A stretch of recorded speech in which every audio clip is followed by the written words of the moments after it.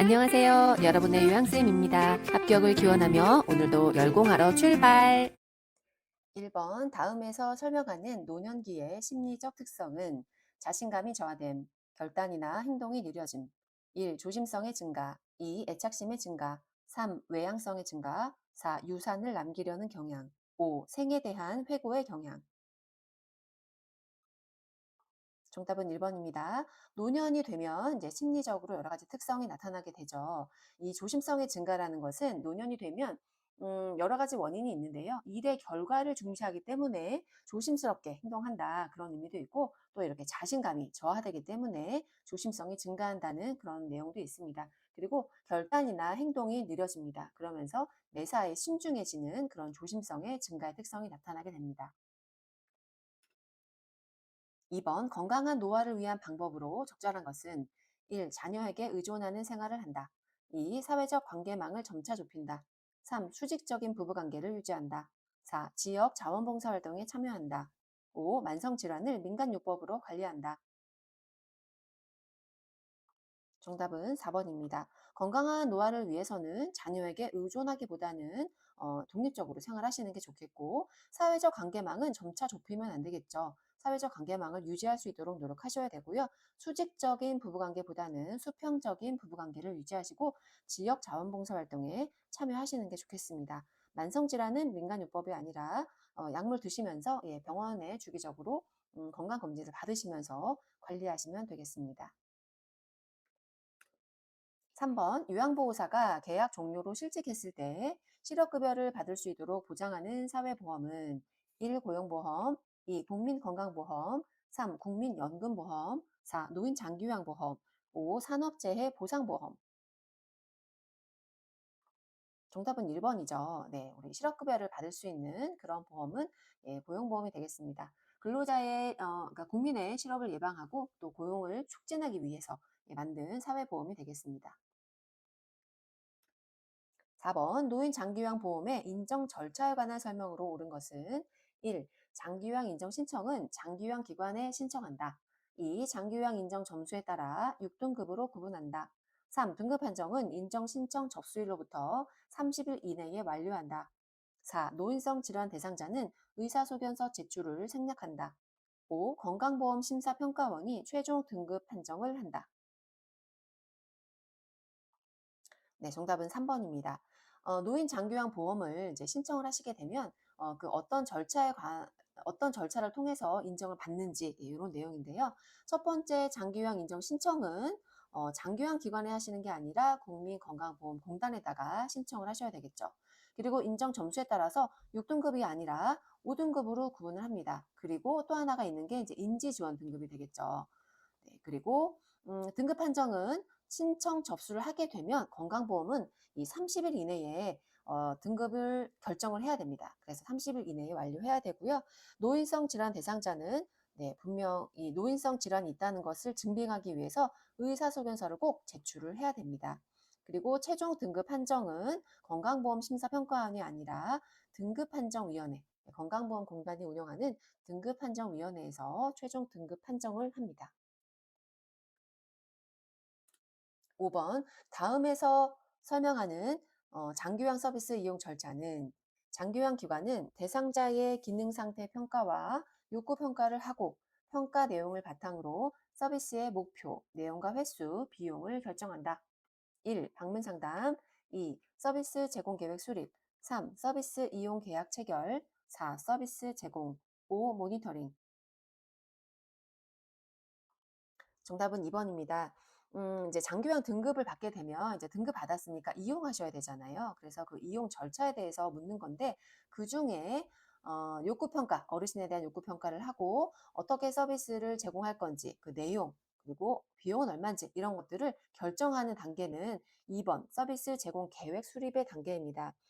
인정 신청을 이제 딱 해서 등급이 나오시면 내가 어느 기관을 이용할 건지 일단 상담을 받게 되고요. 그런 다음에 이렇게 상담한 기관에서 네, 어르신께 저희가 이렇게 서비스를 제공하겠습니다라고 계획을 수립하고 그 계획이 오케이 서로 맞으면 이제 계약을 체결하는 거죠. 그래서 어르신과 장기요양 기관이 계약을 체결합니다. 그런 다음 그 계약 체결한 내용을 바탕으로 서비스를 제공하게 되고요. 또 기관에서는 서비스가 잘 이용되고 있는지 모니터링을 하는 이런 단계로 장교양 서비스를 이용하시게 되겠습니다. 6번 개인별 장기 요양 이용 계획서에 포함된 내용으로 옳은 것은 1. 보호자의 인적 사항, 2. 장기 요양 급여의 종류 및 내용, 3. 제공한 서비스의 내용 및 시간, 4. 등급에 따라 이용할 수 있는 한도액, 5. 장기 요양 서비스를 제공받을 때 필요한 안내 사항. 네, 정답은 4번입니다. 개인별 장기요양 이용 계획서. 네, 등급받게 되면 나오는 그런 서류이죠. 그 서류에는 이렇게 등급에 따라 이용할 수 있는 월 한도액 이런 것들이 나와 있습니다. 주로 비용에 관한 내용들이 계획서에 많이 포함되어 있고요. 보호자의 인적사항 어디에도 적혀 있지 않습니다. 그리고 장기요양 급여의 종류 및 내용 이거는 계획서가 아니라 인정서에 나와 있는 내용이죠. 그리고 제공한 여기 보면 제공한이라고 나와 있어요. 제공한 서비스의 내용 및 시간은 급여 제공 기록지, 예, 이제 실제로 어르신이 서비스 받게 되면 요양보호사들이 쓰는 그러한 그 서비스의 내용 및 시간이 나와 있는 급여 제공 기록지에 주로 나와 있습니다. 그리고 5번은 요것도 안내사항, 서비스 제공받을 때 이렇게 하세요. 이런 거 주의하셔야 됩니다. 이런 것도 다 인정서에 나와 있습니다. 7번 노인 장기요양 보험 표준 서비스 중 신체활동 지원 서비스에 해당하는 것은 1. 병원 동행, 2. 관절 오그라듦 예방, 3. 청소 및 주변 정리 정돈, 4. 인지활동 지원 프로그램 관리, 5. 수급자를 위한 음식물 조리. 정답은 2번입니다. 장기요양 보험 서비스를 이제 이렇게 제공해라라는 표준 서비스가 있죠. 그중에서 신체활동 지원 서비스 이거는 다 이제 몸에 관련된 내용인데요. 이렇게 2번처럼 관절 오그라듦 예방이라고 해서 신체 기능의 유지 증진을 위해서 이 활동을 해야 됩니다. 그래서 이제 몸에 관련된 내용이니까 2번이 맞고요. 병원 동행은 가사 및 일상생활 지원 서비스 중에서 개인활동 지원 서비스가 되겠습니다. 어르신의 개인 볼일을 함께 이제 봐드리거나 대신해드리거나 이런 것들이 해당되겠죠. 그리고 청소 및 주변 정리 정돈 이거는 일상생활 지원 서비스가 해당이 되겠고요. 그리고 인지활동 지원은 예, 인지활동 지원 서비스가 되겠고 음식물 조리 예, 이런 것도 예, 일상생활 지원 서비스에 해당이 되겠습니다. 8번 요양보호 서비스를 제공할 때 맥박, 호흡, 체온, 혈압 등의 변화와 투약 여부를 확인하는 요양보호사의 역할은 1. 숙련된 수발자, 2. 정보 전달자, 3. 관찰자, 4. 말벗과 상담자, 5. 동기 유발자. 네, 정답은 3번입니다. 요양보호사의 역할이 여러 가지가 있죠. 그중에서 어르신의 맥박, 호흡, 체온 이런 것들을 예, 확인한대요. 예, 확인하는 거니까 이렇게 관찰자의 역할이 되겠습니다. 9번 노인학대 유형 중 정서적 학대에 해당하는 것은 1. 유언장의 내용을 변조한다. 2. 친척과의 연락을 차단한다. 3. 약물을 강제로 복용하게 한다. 4. 노동에 대한 임금을 지급하지 않는다. 5. 생존에 필요한 생활비 지급을 중단한다. 네, 정답은 2번입니다. 노인학대 유형 정서적 학대가 나왔네요. 정서적 학대, 친척과의 연락을 차단하는 것. 네, 이렇게 비난이나 모욕하거나 노인에게 정서적으로 고통을 주는 것이 해당이 되겠습니다. 유언장의 내용을 변조하는 것. 네, 이거는 경제적 학대에 해당되겠죠. 네, 그리고 요거랑 여기 임금을 제대로 지급하지 않는다. 이것도 경제적 학대가 되겠습니다. 그리고 약물을 강제로 복용하게 하는 것. 네, 이거는 신체적 학대가 되겠습니다.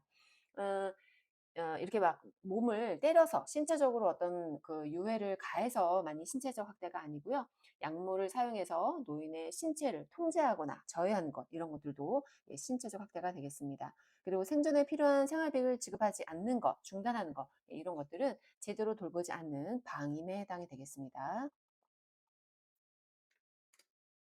10번 노인학대 문제 해결을 위한 유관기관과 역할을 바르게 연결한 것은 1. 법률기관, 노인보호 업무와 관련한 법, 정책 수립 2. 의료기관, 이용자 대상 학대 예방교육 3. 경찰서, 학대 판정을 위한 의학적 진단 4. 노인보호 전문기관, 학대 사례 신고 접수 5. 노인 및 사회복지시설, 학대 피해 노인 후견인 지정.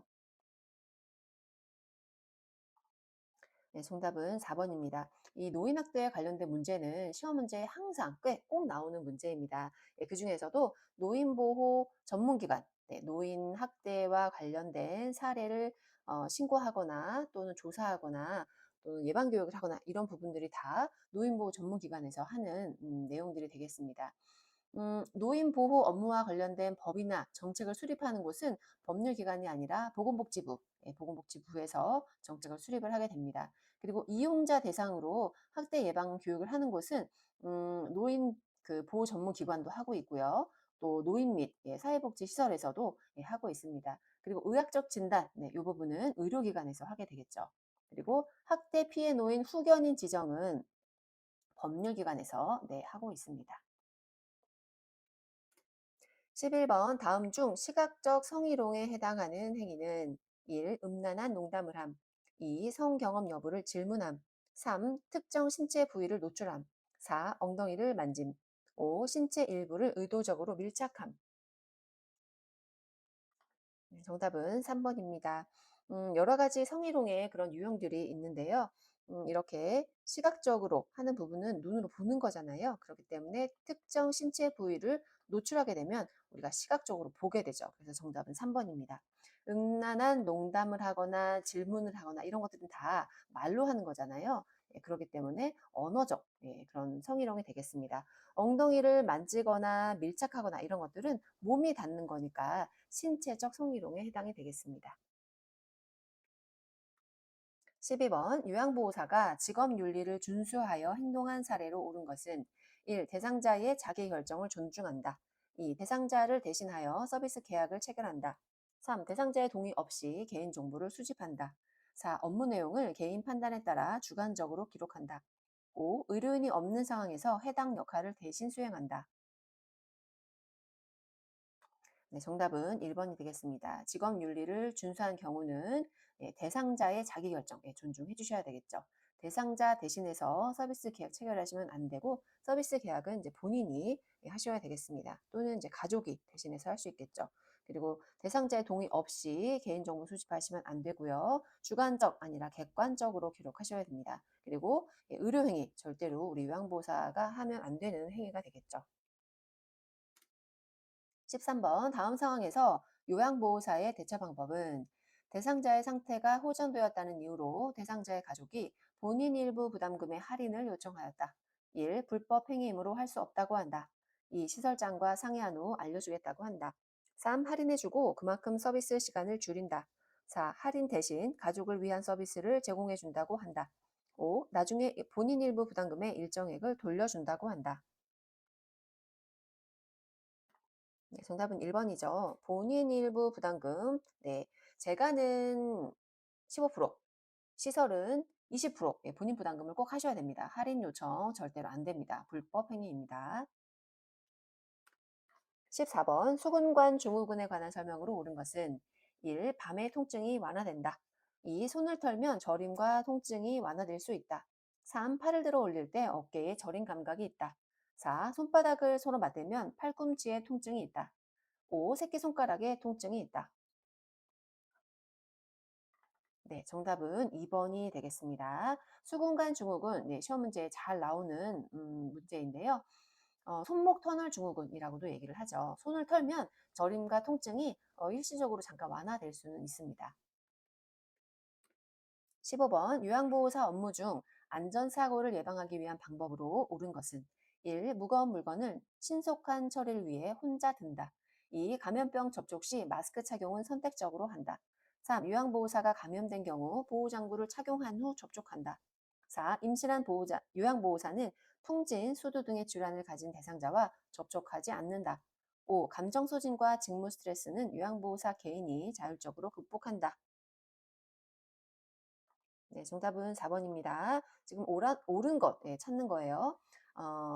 무거운 물건 신속하게 처리를 위해서 혼자 보다는 둘이 드는 게 좋겠죠. 그리고 감염병 접촉했을 때 마스크 착용 선택적이 아니라 필수로 착용하셔야 되고요. 그리고 요양보호사가 감염된 경우라면 보호장구를 착용한 후 접촉하는 것이 아니라 예, 그 감염병이 다 나을 때까지 업무를 중단을 하셔야 되겠습니다. 그리고 4번이 맞는 거고요. 그리고 감정 소진, 직무 스트레스 이런 것들은 기관의 도움을 받으셔서 개인이 자율적으로 극복하기보다는 함께 극복하셔야 되겠습니다. 16번 근골격계 질환 예방을 위한 전신 스트레칭 방법으로 옳은 것은 1. 같은 동작을 5에서 10회 반복한다. 2. 동작을 빠르고 강하게 시행한다. 3. 호흡을 참고 스트레칭을 지속한다. 4. 하나의 자세를 20에서 30초 유지한다. 5. 통증이 느껴질 때까지 스트레칭한다. 네, 정답은 1번입니다. 전신 스트레칭 방법. 네, 1번처럼 같은 동작을 5에서 10회 반복하셔야 되고요. 동작은 빠르고 강하게가 아니라 동작은 천천히 안정되게 하셔야 되겠습니다. 호흡은 참으시면 안 되고 자연스럽게 하셔야 되고요. 하나의 자세를 10에서 15초 정도 하시면 되겠습니다. 그리고 통증이 느껴질 때까지가 아니라 시원하다 느껴질 때까지 하시면 되겠습니다. 17번 노화에 따른 호흡기계 특성으로 옳은 것은 1. 손모 운동이 증가한다. 2. 기침 반사가 저하된다. 3. 폐포의 탄력이 증가된다. 4. 코 속 점막의 수분이 증가한다. 5. 기관진의 분비물이 감소된다. 네, 정답은 2번입니다. 노화가 되면 이제 노화에 따라서 호흡기계 특성도 나타나게 되는데요. 손모 운동 증가하는 것이 아니라 떨어지게 됩니다. 그렇다 보니 미세 물질 이런 것들을 잘 걸러내지 못하고요. 네, 기침 반사 저하되는 것 맞습니다. 목에 어떤 그런 이물질이 들어가면 기침을 해서 이걸 제거를 해야 되는데 그런 것들을 잘 못하게 되는 거죠. 그리고 폐포의 탄력 증가되는 것이 아니라 오히려 떨어지게 됩니다. 코 속의 수분 증가가 아니라 오히려 떨어져서 코 속에 이제 점막이 건조하게 되는 거죠. 그리고 분비물 감소되는 것이 아니라 오히려 기관진의 분비물은 증가가 됩니다. 그래서 가래도 많이 생기고 콧물도 많이 생기고 네, 그런 거죠. 자, 여러분들 잘 따라오고 계시죠? 이제 지금부터는 노인성 질환 문제들이 쭉 이어집니다. 뒤에 나오는 문제들이 실제 시험에서 이제 가장 많이 출제되는 유형이니까 끝까지 함께 해주시기 바랍니다. 18번 만성기관지염으로 기도가 좁아져 호흡이 힘든 대상자를 돕는 방법으로 옳은 것은 1. 심호흡과 기침을 제한한다. 2. 뜨거운 물을 자주 마시게 한다. 3. 처방에 따라 거담제를 제공한다. 4. 실내 환경을 차고 습하게 유지한다. 5. 방향제를 사용해 공기를 정화한다. 네, 정답은 3번이 맞습니다. 만성기관지염일 경우에는 이렇게 처방에 따라서 고담제 제공하시면 되겠습니다. 그리고 호흡과 기침을 제한하면 안 되고요. 하실 수 있게 도와드려야 됩니다. 그리고 너무 뜨거운 물, 이런 것들은 오히려 좋지가 않고요. 그러니까 너무 뜨거운 거, 너무 차가운 거, 이런 것들은 좋지가 않습니다. 그리고 이제 공기청정기라든가 이런 것들이 좋고요. 오히려 방향제 이런 것들은 좋지가 않습니다. 19번 고혈압 대상자를 돕는 방법으로 옳은 것은 1. 증상이 없으면 약을 중단해도 된다. 2. 전체 고혈압의 90에서 95%가 속발성 고혈압이다. 3. 혈압이 높을 때 과격한 운동으로 땀을 빼게 한다. 4. 저지방 유제품과 포화지방산이 많은 음식을 권장한다. 5. 남성은 하루 2잔 이하, 여성은 1잔 이하로 음주를 제한한다. 네, 정답은 5번입니다. 고혈압 대상자 어떻게 돌봐야 되느냐? 약을 중단하면 안 되죠. 증상이 없다고 해서 약을 중단하시면 안 되고 계속 드셔야 됩니다. 그리고 전체 고혈압의 90에서 95%가 본태성 고혈압이고요. 혈압이 높을 때는 운동하시면 안 되고 쉬셔야 되겠죠. 그리고 저지방 유제품은 좋아요. 그런데 포화 지방산이 많은 음식은 좋지가 않습니다. 지방이 많은 거 안 좋고 저지방식이를 하셔야 됩니다. 그리고 남성은 하루 2잔 이하, 여성은 이게 오타났네요. 예, 1잔 이하로 음주를 제한하시는 게 좋습니다. 20번 빈혈 대상자를 돕는 방법으로 옳은 것은 1. 식사 시 철분 섭취를 제한한다. 2. 대상자가 어지럽다고 하면 바로 일으켜 앉힌다. 3. 철분제의 흡수를 돕기 위한 비타민 K를 함께 복용한다. 4. 치질 등 출혈을 일으키는 문제가 있으면 의사와 상의한다. 5. 집중력이 떨어지고 손발 저림을 호소하면 운동을 권유한다. 정답은 4번이죠. 빈혈이 있을 때 빈혈은 철분이 모자라서 생기는 거기 때문에 철분 제한하시면 안 되고 오히려 이제 많이 드셔야 되겠죠. 그리고 만약에 어지럽다 이렇게 하시면 일으키기보다는 이제 눕도록 또는 앉도록 이렇게 해주시는 게 더 좋습니다. 그리고 비타민 K가 아니라 비타민 C와 함께 복용하시면 좋고요. 네, 출혈 이런 게 있다면 반드시 의사와 상의하셔야 됩니다. 그리고 집중력 떨어지고 손발 저림 이런 거 있으시면 오히려 운동은 쉬셔야 되겠죠. 21번 다음 중 복합성 요실금에 대한 설명으로 옳은 것은 1. 근육 약화와 무관하며 일시적이다. 2. 기침, 재채기, 운동 시 소변이 새는 것이 특징이다. 3. 소변이 급하게 마려우며 화장실 도착 전 새는 경우이다. 4. 요실금 시에는 수분 섭취를 줄이는 것이 바람직하다. 5. 심리적 스트레스로 발생하며 자다가 실금하는 것이 특징이다. 정답은 2번입니다. 요실금 중에서도 지금 복합성 요실금에 대한 문제입니다. 복합성 요실금은 이 복부에 압력이 증가해서 소변이 나오는 거예요. 그렇기 때문에 압력이 증가했을 때 기침이나 재채기나 운동 이런 거 할 때 이제 새는 것, 이것이 복합성 요실금의 특징입니다. 근육이 약화되는 것과 무관한 것이 아니라 근육이 약해지니까 이런 요실금이 생기게 되는 거죠. 그리고 3번 소변이 급하게 마려우며 화장실 도착 전에 새는 경우, 요거는 복합성 요실금이 아니라 절박성 요실금에 해당이 됩니다. 막 너무 갑자기 막 화장실에 가고 싶은 거죠. 그래서 절박성 요실금이라고 하고요. 요실금 시에는 수분 섭취는 오히려 더 하시는 게 좋습니다. 그래서 수분 섭취를 해서 방광의 기능을 더 이렇게 유지시키는 것이 좋고요. 심리적 스트레스와는 큰 연관은 없습니다.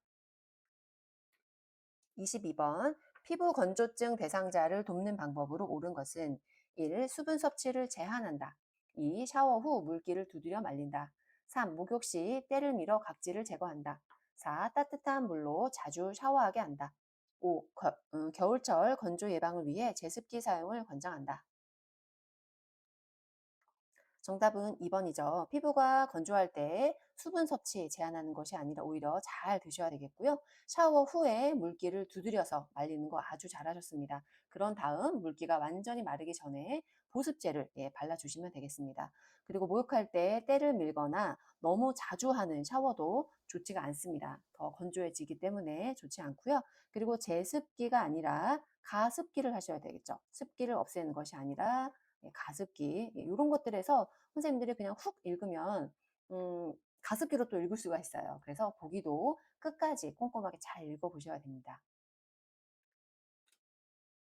23번 노화에 따른 감각기계 특징으로 옳은 것은 1. 눈물의 양이 증가하여 눈이 촉촉해진다. 2. 단맛과 짠맛을 더 잘 느끼게 된다. 3. 노인성 난청은 여성이 남성보다 흔하다. 4. 고막이 두꺼워져 음의 전달 능력이 감소된다. 5. 수정체의 황화 현상으로 노란색 부분이 어렵게 된다. 네, 정답은 4번입니다. 이제 옳은 거 찾는 건데요. 눈물의 양 증가하지 않고 오히려 떨어지죠. 눈물 양 적어지고요. 단맛, 짠맛 요런 거는 오히려 못 느낍니다. 오히려 이제 더 잘 느끼는 거는 신맛 이런 것들을 더 잘 느끼게 돼서 노인이 되면 이제 신거 이런 거 싫어하잖아요. 신것을 잘 느끼고 단맛, 짠맛은 잘 못 느끼게 됩니다. 그리고 노인성 난청은 남성이 훨씬 더 많습니다. 그리고 고막이 두꺼워져서 음의 전달력 감소되는 거 맞고요. 노화가 되면 뭐든지 다 딱딱해지고 두꺼워지고 그렇게 되는 게 특징이 좀 많습니다. 그리고 수정체가 노래지는 황화 현상, 이거 황화 현상 때문에 노란색 구분이 어려운 게 아니라 파란색, 보라색, 남색 이런 것들을 잘 구분하기 어렵게 됩니다. 24번 다음 중 녹내장에 대한 설명으로 옳은 것은 1. 계절에 상관없이 발생한다. 2. 당뇨병, 고혈압 등의 합병증으로 나타난다. 3. 안압이 높아져 시신경이 손상되는 질환이다. 4. 수정체가 혼탁해져 시야가 흐려지는 질환이다. 5. 불빛 주위에 무지개가 보이거나 눈부심이 특징이다. 네, 정답은 3번입니다. 녹내장의 문제는 안압을 기억하시면 돼요. 녹내장과 안압 요것만 잘 결합해서 기억하시면 됩니다. 그래서 외우기 할 때 녹압 이렇게 많이 이제 외우기도 하는데요. 녹내장은 눈에 안압이 높아져서 시신경이 손상돼서 발생되고 시력이 점차 약화되는 그런 질환이 되겠습니다. 25번 당뇨병 대상자의 식사 관리 방법으로 옳은 것은 1. 염분 섭취와 혈당은 상관이 없다. 2. 생과일보다는 과일 주스를 이용한다. 3. 설탕이 적은 음식은 제한 없이 섭취해도 된다. 4. 식사는 공복감을 느낄 때마다 자유롭게 먹는다. 5. 탄수화물 식품을 선택할 때는 통곡물을 선택한다. 정답은 5번입니다.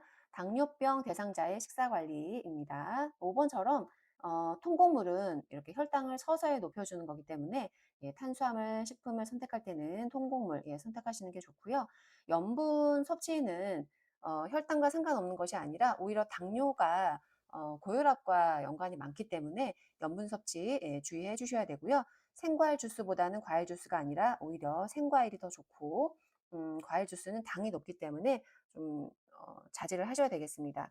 그리고 설탕이 적은 음식이라 하더라도 탄수화물과 그날의 총 열량 이런 것들을 보셔야 되기 때문에 주의하셔야 되고요. 식사는 자유롭게 먹는 것이 아니라 세 끼를 규칙적으로 드시는 게 좋겠습니다. 26번 선망에 관한 설명으로 옳은 것은 1. 증상이 서서히 진행된다. 2. 회복이 불가능한 상태이다. 3. 집중력과 주의력이 저하된다. 4. 의식 상태가 명료하게 유지된다. 5. 수면 패턴이 일정하게 유지된다. 네, 정답은 3번입니다. 선망과 치매 잘 구분하셔야 되는데요. 선망은 증상이 서서히 진행되는 것이 아니라 급격하게 갑자기 예, 진행이 됩니다. 그리고 회복이 불가능하지 않고요. 회복과 악화가 반복되면서 나중에는 이제 회복이 됩니다. 그리고 3번처럼 집중력, 예, 주의력 이런 것들이 저하가 되고요. 의식 상태 명료하지 않고 불투명하고 불명확한 상태가 유지가 됩니다. 그리고 수면 패턴도 일정하게 유지되지 않고 수면 패턴도 잘 이제 불규칙적이 되게 됩니다. 27번 다음과 같은 치매 증상으로 옳은 것은 식사나 옷을 입는 등 단순한 일도 어려워한다. 2. 운동화 끈을 매지 못하는 등 도구를 사용하는 데 어려움을 느낀다. 1. 기억력 감소 2. 진압력 저하 3. 언어 기능 장애 4. 실행 능력 기능 장애 5. 시공간 능력 파악 저하 정답은 4번입니다. 이제 치매 증상에는 여러 가지 그 인지 기능의 장애가 오면서 증상이 나타나게 되는데요. 실행 능력 기능 장애가 바로 이 식사나 옷을 입는 네, 이런 단순한 일 어려워지고 운동화 끈 이런 거 매지 못하고 도구 사용 못하고 이런 것이 실행 능력 기능 저하가 되겠습니다. 그리고 기억력 감소는 어제 일 이런 것들 잘 기억이 안 나는 거 그리고 진압력 장애는 날짜, 시간, 이런 것들이 좀 명확지 않은 거 언어 기능 장애는 이렇게 말을 하는데 적절한 단어가 떠오르지 않는 거. 그리고 시공간 파악 능력 저하는 어, 공간 개념이 떨어져서 내가 자주 가던 곳도 잘 모르고 못 찾아가고 이런 것들이 해당이 되겠습니다. 28번 뇌졸중에 관한 설명으로 옳은 것은 1. 뇌졸중으로 인한 치매는 비교적 서서히 발생한다. 2. 음식을 삼키는 것이 어렵다면 묽은 음식을 제공하도록 한다. 3. 뇌혈관이 막힌 뇌경색과 뇌혈관이 터진 뇌출혈로 구분된다. 4. 뇌경색 발생 12시간 이내에 혈전 용해제로 치료가 가능하다. 5. 좌측 뇌 손상 시 좌측 팔다리 아니면 하부에 마비가 온다. 정답은 3번입니다. 뇌졸중 문제도 꼭 나오기 때문에 선생님들이 잘 기억하셔야 되겠습니다. 뇌졸중으로 인한 치매는 서서히 발생하는 것이 아니라 급격하게 갑자기 또는 단계적으로 발생을 합니다. 오히려 알츠하이머 치매는 이제 노화의 과정이기 때문에 오히려 알츠하이머 치매가 서서히 발생하게 되죠. 그리고 묽은 음식은 이제 기도로 들어가기 쉽기 때문에 오히려 묽게 음식을 주시면 안 되고요. 약간은 좀 걸쭉하게 음식을 제공하셔야 되겠습니다. 그리고 3번은 맞는 거고 그리고 12시간 이내가 아니라 4시간에서 5시간 이내에 혈전 용해제로 네, 치료하실 수가 있습니다. 그리고 뇌는 손상이 됐을 때 반대로 가죠. 예, 그래서 뇌측 좌측 뇌가 손상되면 좌측이 아니라 네, 오른쪽 팔다리에 마비가 오거나 하실 수가 있습니다. 29번 다음에서 설명하는 노인 운동의 종류로 옳은 것은 심폐기능 체력의 유지 및 개선이 목적이다. 전신을 사용하는 수단적 일상생활 활동에 참여한다. 1. 균형 운동 2. 전신 지구력 운동 3. 관절 가동 범위 운동 4. 근력과 근지구력 강화 운동 5. 갑자기 방향을 바꾸는 운동 정답은 2번입니다. 운동의 종류 중에서 심폐기능, 체력의 유지, 심폐기능 이런 거 나오면 지구력이 맞습니다. 그리고 전신을 사용한다고 했으니까 전신 지구력 운동이 되겠습니다. 근력과 근지구력 강화 운동이라고 착각하실 수도 있는데요. 근지구력 운동은 이제 근력과 근지구력 운동은 이렇게 저항 운동, 뭐 아령을 든다거나 뭐 이렇게 팔굽혀펴기라던가 그런 본인의 저항을 활용해서 하는 운동이 근력과 근지구력 강화 운동이 되겠습니다. 30번 노인에게 권장되는 예방접종에 대한 설명으로 옳은 것은 1. 파상풍 예방접종은 5년마다 접종한다. 2. 대상포진 예방접종은 매년 시행한다. 3. 결핵 예방접종은 10년마다 1회 실시한다. 4. 폐렴구균 예방접종은 65세 이후 1회 접종한다. 5. 인플루엔자 예방접종은 3년마다 시행한다. 정답은 4번입니다. 예방접종 문제도 자주 출제되는 문제인데요. 정답은 4번 폐렴규군 65세 이후에 1회 접종하는 것이 맞고요. 파상풍은 5년이 아니라 10년마다 하셔야 되고요. 대상포진 매년 하실 필요 없습니다. 65세 이후에 60세 이후에 이제 한 번 정도 하시면 되겠고요. 결핵은 10년마다 아니라 우리 BCG 예방접종이라고 해서 이제 어렸을 때 생후에 한 번 시행하시면 되겠습니다. 그리고 인플루엔자는 매년 시행하셔야 되겠죠. 31번 비언어적 의사소통 방법으로 옳은 것은 1. 잦은 헛기침 2. 간간히 적절하게 짓는 미소 3. 시선을 한 곳에 고정하는 것 4. 대상자보다 높거나 낮은 눈높이 5. 몸을 앞으로 구부리는 태도. 정답은 2번입니다. 좋은 거 찾는 거죠. 잦은 헛기침 좋지 않고요. 이렇게 간간히 미소 짓는 거, 예, 이런 거는 좋죠. 시선을 한 곳에 고정하는 거 좋지 않고 눈높이는 똑같이 같은 눈높이로 하셔야 되겠죠. 그리고 몸을 앞으로 구부리는 것보다는 약간 앞으로 기울인 자세가 더 좋습니다. 32번 다음 중 난청 대상자와의 의사소통 방법으로 옳은 것은 1. 입모양을 볼 수 있도록 정면에서 천천히 말한다. 2. 눈을 깜빡이거나 고개를 끄덕이는 등으로 표현하게 한다. 3. 이미지 전달이 어려운 형태나 사물 등은 촉각으로 이해시킨다. 4. 신체 접촉을 하기 전에 말을 먼저 건네어 알게 한다.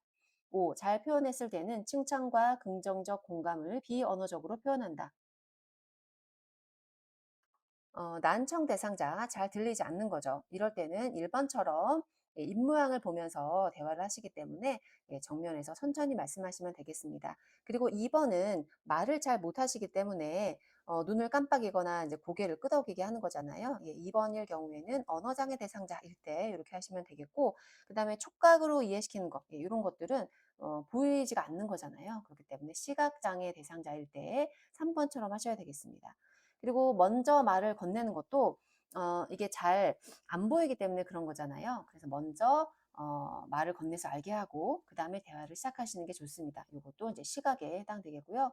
비언어적으로 잘했을 때 칭찬해 주시는 것 이런 것도 말을 잘 못하시니까 언어적 장애 대상자일 때 5번처럼 표현하시면 되겠습니다. 33번 제가 방문 후 요양보호사가 시설장에게 신속하게 보고해야 하는 경우는 1. 거실 형광등이 깜빡거린다. 2. 이불 빨랫감이 세탁실에 쌓여 있다. 3. 대상자의 자녀가 오랜만에 방문하였다. 4. 대상자의 방문에 자물쇠가 설치되어 있다. 5. 유통기한이 임박한 유제품이 냉장고에 있다. 정답은 4번이 되겠습니다. 어떤 문제가 있을 때 시설장에게 신속하게 보고를 하셔야 되는데요. 만약에 대상자의 방문에 자물쇠가 설치되어 있다 이런 부분들은 이제 감금 뭐 이런 게 될 수 있기 때문에 노인학대이죠. 이럴 때는 시설장에게 신속하게 보고를 하셔야 되겠습니다. 34번 임종 대상자를 돌볼 때 마지막까지 유지되는 감각을 고려하여 돕는 방법으로 옳은 것은 1. 가족 사진을 보여준다. 2. 가족들에게 일상의 이야기를 나누도록 격려한다. 3. 실내 조명을 밝게 유지한다. 4. 손을 잡고 조용히 곁을 지킨다. 5. 선호하던 아로마 향을 맡게 한다. 정답은 2번이죠. 마지막까지 유지되는 감각, 뭐죠? 청각입니다. 청각이기 때문에 이야기를 나눌 수 있도록 해주시면 되겠습니다. 정답은 2번입니다. 35번 임종 직후 대상자를 돕는 방법으로 옳은 것은 1. 의치를 빼서 보관함에 넣어둔다. 2. 삽입된 유치 도뇨관을 제거해준다. 3. 분비물이 배출되도록 옆으로 눕혀준다. 4. 깨끗한 시트로 대상자의 얼굴을 덮어준다. 5. 눈이 감기지 않으면 젖은 거즈를 눈 위에 올려준다. 네, 정답은 5번입니다. 임종 문제는 필기 영역 마지막 문제로 항상 나오는 문제입니다. 음, 어 정답은 이제 5 번처럼 눈이 감기지 않을 경우 젖은 거즈 눈 위에 올려 주시면 되겠고요. 의치는 오히려 빼시면 얼굴 모양이 이렇게 좀 함몰되기 때문에 의치는 그냥 껴 주시면 되겠고요. 유치도뇨관 이런 것들 제거하시는 거는 우리 의료인의 역할이기 때문에 우리 요양보호사 선생님들이 하시면 안 되고요. 옆으로 눕히시면 안 되고 똑바로 예 눕혀 주셔야 됩니다. 그리고 시트는 얼굴까지는 덮어 주시면 안 돼요. 예 얼굴은 예 나올 수 있도록 해 주시면 됩니다. 네, 선생님들 지금까지 필기 문제 너무 잘 따라오셨고요. 자, 36 번부터는 실기 문제 시작입니다. 80 번까지 한번 또 달려가 보겠습니다. 자, 화이팅! 36번 입맛이 없는 대상자의 식욕을 증진시키는 방법은 1. 혼자서 식사하게 한다. 2. 음식을 잘게 썰어서 제공한다. 3. 감칠맛 나는 짠 음식을 제공한다. 4. 좋아하는 한 가지 반찬만 제공한다. 5. 식사 전 몸을 움직이거나 가벼운 산책을 한다. 정답은 5 번입니다. 입맛이 없을 때 혼자서 식사하기보다는 여럿이 식사하는 게 좋겠죠. 그리고 음식을 잘게 썰면 음식의 형태를 알아볼 수 없기 때문에 오히려 좋지 않고요. 짠 음식보다는 싱거운 음식, 그리고 한 가지 반찬보다는 여러 가지 반찬 제공해서 드시는 게 좋겠습니다. 그리고 식사 전에 이렇게 가벼운 산책 아주 좋고요. 37번 연하곤란이 있는 대상자의 경관 영양을 돕는 방법으로 옳은 것은 1. 침상머리를 올려 대상자를 앉혀준다. 2. 구토를 하면 영양액 주머니를 올려준다. 3. 영양액을 체온보다 낮은 온도로 준비한다. 4. 청색증이 나타나면 영양액 주입 속도를 늦춘다. 5. 주입 중 영양액이 역류되면 비위관을 제거한다. 정답은 1 번입니다. 경관 영양을 할 때 침상 머리를 높여 주셔야 어 경관 영양액이 안으로 잘 들어가겠죠. 그리고 구토를 할 경우에는 영양액 주머니를 올려주는 것이 아니라 중단하셔야 되겠습니다. 그리고 영양액은 체온과 같은 온도로 준비해 주셔야 되고요. 청색증이 나타나도 속도를 늦추는 것이 아니라 중단하셔야 됩니다. 그리고 주입 중에 영양액이 역류되면 비위관 제거하시면 안 되고 지금 이렇게 세 가지의 경우는 중단하시고 바로 의료진에게 또는 간호사 또는 상급자에게 보고를 하셔야 됩니다. 38번 대상자의 약물 복용을 돕는 방법으로 옳은 것은 1. 약 복용 시간을 놓쳤다면 2배로 복용한다. 2. 손으로 만진 약은 약병에 다시 넣어도 된다. 3. 약의 흡수가 잘 되도록 우유와 함께 복용한다. 4. 대상자가 손을 떠는 경우 직접 입에 넣어준다. 5. 약 삼키는 것이 힘든 경우 약을 쪼개어 복용한다. 정답은 4 번입니다. 약물 복용할 때는 이렇게 대상자가 손을 떠는 경우, 파킨슨의 경우 그럴 수 있죠. 이럴 경우에는 직접 입에 넣어 주시면 됩니다. 잘 맞은 거고요. 그리고 약 복용 시간을 놓쳤다면 그 즉시 2배로 복용하는 것이 아니라 그때 그냥 바로 드시면 되겠고요. 손으로 만진 약은 다시 넣으시면 안 되겠죠. 그리고 약은 우유가 아니라 물과 함께 드셔야 됩니다. 그리고 약을 쪼개어 복용하는 것은 안 되고요. 다만 약에 이렇게 중간에 절개선 이런 것들이 있는 거는 쪼개어도 되지만 이런 게 없다면 쪼개서 드시면 안 됩니다. 39번 안약을 점적할 때 코 안으로 약이 흘러 내려가는 것을 예방하는 방법으로 옳은 것은 1. 비루관을 지그시 눌러준다. 2. 상한 검 안쪽에 거즈를 대어준다. 3. 점적 중간에 눈을 깜빡이게 한다. 4. 멸균 솜으로 눈 바깥쪽을 눌러준다. 5. 하부 결막낭 4에서 5cm 위에서 점적한다. 정답은 1 번입니다. 문제가 안약 문제예요. 네, 이게 문제가 안약인지 또는 안연고인지 잘 보셔야 되고요. 지금 안약일 경우에는 비루관을 지그시 눌러준다라고 되어 있습니다. 이렇게 비루관 이 부분, 이 부분을 눌러주시면 코 안으로 약이 흘러 들어가지 않고 잘 약을 넣으실 수가 있겠습니다. 40번 침대에 누워 있는 대상자의 침상 배변을 돕는 방법으로 옳은 것은 1. 변기는 차가운 물로 닦아 준비한다. 2. 심리적 안정을 위해 주변을 조용히 만든다. 3. 바지를 내린 후 무릎 덮개로 덮어준다. 4. 배에 힘을 주기 쉽도록 침대 머리를 낮춘다. 5. 섬유질 섭취를 적당히 해서 장 운동을 활발하게 해준다. 정답은 5번이죠. 침대에 이제 누워 있다고 했을 때 침상 배변 어떻게 도와주느냐? 변기를 차가운 물로 닦아서 준비하게 되면 안 되겠죠. 따뜻하게 해서 변이를 느끼게 해주셔야 되고요. 40번 침대에 누워있는 대상자의 침상 배변을 돕는 방법으로 옳은 것은 1. 변기는 차가운 물로 닦아 준비한다. 2. 심리적 안정을 위해 주변을 조용히 만든다. 3. 바지를 내린 후 무릎 덮개로 덮어준다. 4. 배에 힘을 주기 쉽도록 침대 머리를 낮춘다. 5. 섬유질 섭취를 적당히 해서 장 운동을 활발하게 해준다. 정답은 5번입니다. 침대에 누워 있을 때 이제 배변하기 어렵잖아요. 그럴 때 어떻게 도와드리는지 섬유질 섭취를 적당히 해서 섬유질이 많이 들어가서 장 운동을 활발하게 해주시면 되겠습니다. 변기는 따뜻한 물로 닦아서 준비하시는 게 좋고요. 그리고 심리적 안정을 위해서는 조용히 하는 것보다는 오히려 약간의 뭐 음악을 틀어준다던가 TV를 틀어준다든가 해서 약간의 주변을 너무 조용하지 않게 해주셔야 됩니다. 그리고 무릎 덮개를 먼저 덮은 후에 그 다음에 바지를 내리셔야 됩니다. 그리고 베개에 힘을 주기 쉽도록 침대 머리를 낮추는 것이 아니라 침대 머리를 오히려 올려주셔야 되겠죠. 41번 정맥 주사를 맞고 있는 대상자가 주사 부위가 붓고 아프다고 할 때 대처 방법은 1. 주사 바늘을 제거한다.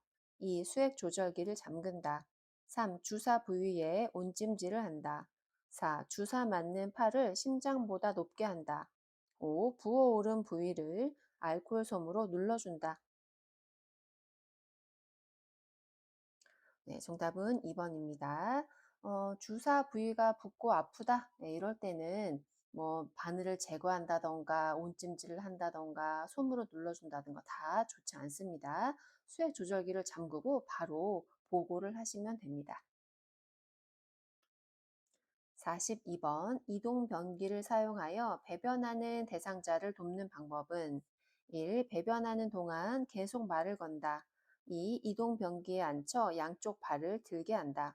3. 대상자 손에 변이 묻어 있으면 손 소독제로 닦아준다. 4. 이동 변기를 침대보다 높게 두어 대상자의 이동을 편하게 한다. 5. 밖에서 기다려주길 원한다면 문 밖에서 대상자의 상태를 살핀다. 네, 정답은 5번입니다. 문제가 이제 이동 변기죠. 이제 이동 변기인지 또는 뭐 간이 변기인지 이런 문제를 잘 보셔야 되고요. 일단 밖에서 기다려주길 원한다면 밖에서 대상자의 상태를 살피시면서 도와드리면 되겠습니다.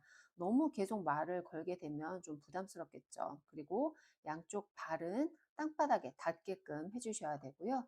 그리고 대상자 손에 변이 묻어 있다. 이럴 경우에 손 소독제보다는 비누물로 깨끗이 닦아주시는 게 좋습니다.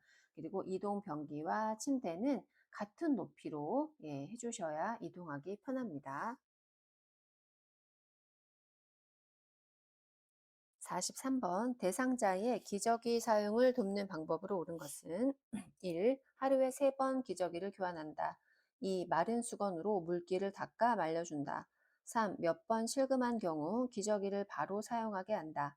4. 둔부 주변에 상처가 생긴 경우 연고를 발라준다.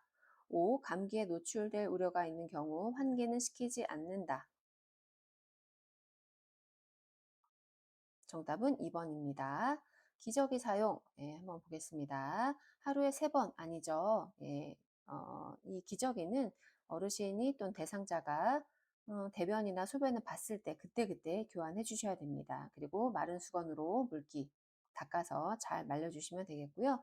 실금한 경우 바로 기저귀를 사용하게 하기보다는 될 수 있으면 이동 변기나 뭐 간이 변기나 이런 것들을 사용을 하시고 기저귀는 정말 마지막에 이도저도 안 될 때 그때 사용하시면 되겠습니다. 그리고 연고를 발라준다든가 이런 부분들은 의료행위에 해당되기 때문에 상처가 생긴 경우에 상급자에게 또는 의료진에게 보고를 하셔야 됩니다. 그리고 기저귀 교환할 때는 환기 시키셔야 되겠죠.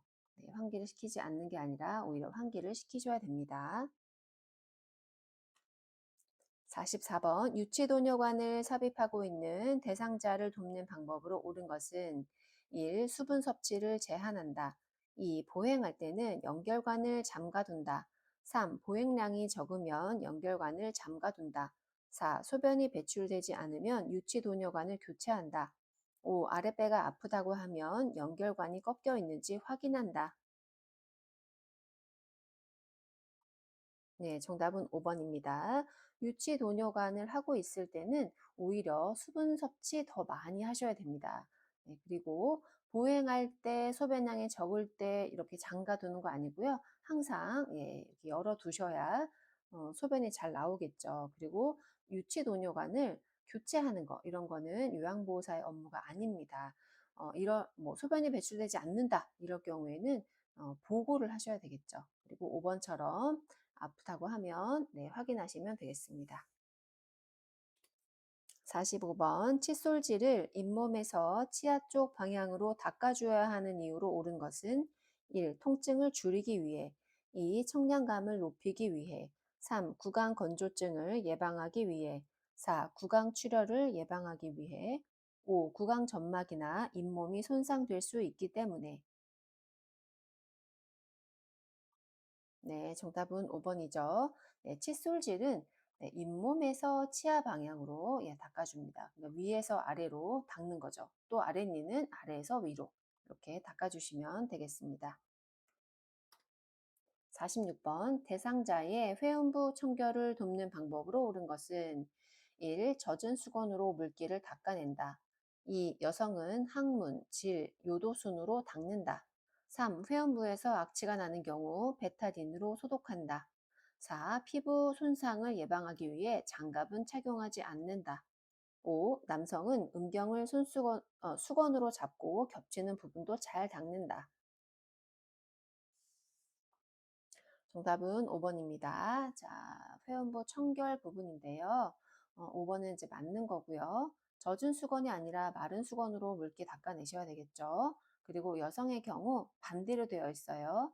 요도 먼저 하시고, 그 다음에 질, 그 다음에 항문. 네, 요 순서로 닦으셔야 됩니다.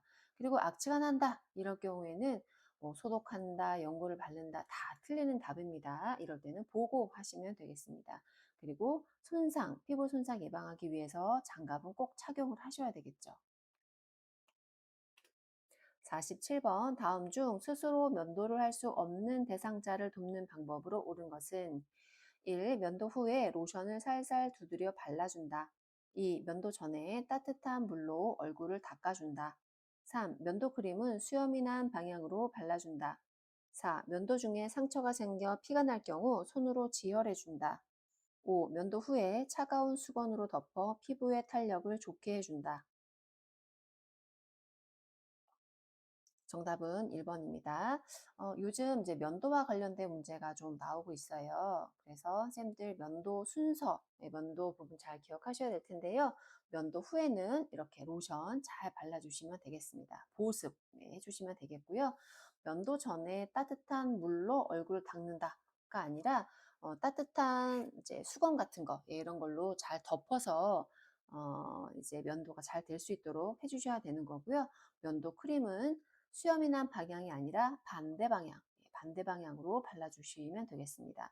그리고 상처가 생겼을 때 손으로 지혈하면 안 되겠죠. 멸균 솜이나 이런 것들로 해주셔야 되고요. 그리고 면도 후에 차가운 수건으로 덮는 것이 아니라 면도 후에는 아까처럼 이렇게 로션을 발라서 보습을 해주시면 되겠습니다. 48번 대상자의 침상 목욕 방법으로 옳은 것은 1. 몸 닦기는 음부부터 시작한다. 2. 눈은 바깥에서 안쪽으로 닦아준다. 3. 둔부 마사지는 위아래 방향으로 닦는다. 4. 장운동 촉진을 위해 배꼽을 중심으로 시계 반대 방향으로 닦는다. 5. 등이나 둔부 주변에 욕창이 생기기 쉬우므로 상태를 관찰한다. 정답은 5번입니다. 어떤 그런 문제가 생기거나 이럴 경우에는 항상 잘 이제 그런 문제가 생기지 않는지 관찰을 하셔야 되고요. 만약에 문제가 발생했다 이럴 경우에는 보고를 하시는 게 옳은 방법이 되겠습니다. 몸 닦기는 몸의 바깥쪽부터 닦기 시작하셔야 돼요. 그래서 뭐 손이나 발이나 이런 몸의 이제 끝에 있는 부분부터 닦기 시작해서 음부는 맨 마지막에 닦으시면 되겠습니다. 눈 같은 경우에는 안쪽을 먼저 닦고 안쪽에서 바깥쪽으로 닦아주셔야 되고요. 둔부는 위아래 방향이 아니라 둥글게 이렇게 둥글게 하시면서 닦아주시면 되겠습니다. 그리고 배꼽을 중심으로 시계 반대 방향이 아니라 시계 방향으로 닦아주시면 됩니다. 49번 왼쪽 편마비가 있는 대상자의 통 목욕을 도울 때 욕조에 들어갈 때와 나올 때에 어느 쪽 다리부터 옮겨야 하는지 옳은 것은 1. 왼쪽 왼쪽 2. 왼쪽 오른쪽 3. 오른쪽 왼쪽 4. 오른쪽 오른쪽 5. 어느 쪽이나 관계없다.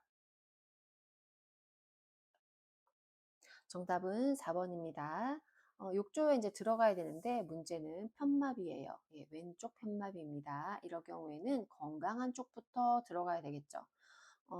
불편한 쪽부터 들어갈 수가 없어요. 그렇기 때문에 일단 내가 지지를 해주고 대상자가 건강한 발로 먼저 욕조에 들어갈 수 있도록 오른쪽 들어가고 오른쪽 나오고 그렇게 해주시면 되겠습니다. 50번 왼쪽 편마비 대상자를 침대에서 일으켜 세우는 방법으로 옳은 것은 네, 그림 보시겠습니다. 정답은 1번입니다. 지금 이제 왼쪽 편마비, 왼쪽인 것을 기억을 하시고요. 우리가 도와드릴 때는 불편한 쪽에 서야 됩니다. 그래서 우리 이제 왼쪽에 서 있는 사람을 체크해 보면 지금 1번, 네, 그리고 여기 3번, 5번 이렇게 왼쪽에 서 있죠. 그래서 2번이랑 이제 4번은 틀린 거고요. 그런 다음 승거는 잘했는데, 자, 이 손이 어디에 있는지를 보실게요. 지금 1번은 여기 대퇴부, 허벅지 있는 쪽, 여기 대상자의 허벅지 있는 쪽을 잘 짚었습니다. 지금 3번 같은 경우에는 허벅지가 아니라 무릎을 짚었어요. 예, 그래서 틀린 거고요. 5번 같은 경우에는 이 허벅지, 여기 대퇴부를 짚어야 되는데, 어르신의 허리를 지금 잡고 있죠. 예, 그래서 틀렸습니다. 그래서 정답은 어르신의 대퇴부, 왼쪽에 있는 대퇴부를 집어주시고 네, 침대에서 일으켜 세우시면 되겠습니다. 51번 양쪽 다리가 모두 약한 대상자가 보행보조차를 사용하여 이동할 때 순서로 옳은 것은 1. 보행보조차 왼발 오른발 2. 보행보조차 오른발 왼발 3. 보행보조차 양발 4. 왼발 오른발 보행보조차 5. 오른발 왼발 보행보조차 정답은 2번입니다. 지금 양쪽 다리가 다 약하대요. 둘 다 약하다고 합니다. 이럴 경우에 떻게 해야 되느냐라는 건데요. 일단 보행보조차, 지팡이 이런 게 나오면 일단 이게 1번입니다. 그래서 보행보조차가 나온 게 먼저 1번이 되겠고요. 그리고 난 다음에 양쪽 다리가 다 약한 경우에는 일단 오른발이 먼저 나옵니다. 그런 다음에 왼발이 나와도 되고요. 근데 간혹 제가 예전 다른 회차에도 이제 문제를 한번 낸 적이 있었는데 이 2번에 보기가 아예 없다. 이럴 경우에는 사실 1번도 맞습니다. 양쪽이 모두 약하기 때문에 오른발이 나오든 왼발이 나오든 크게 상관이 없어요. 네, 일단 지금 교재에는 보행보조차 1번, 그 다음에 오른발, 그 다음에 왼발 이 순서로 이동하시면 되겠습니다. 52번 오른쪽 편마비 대상자를 앞에서 일으키는 방법으로 옳은 것은 네, 선생님들 그림 보시겠습니다.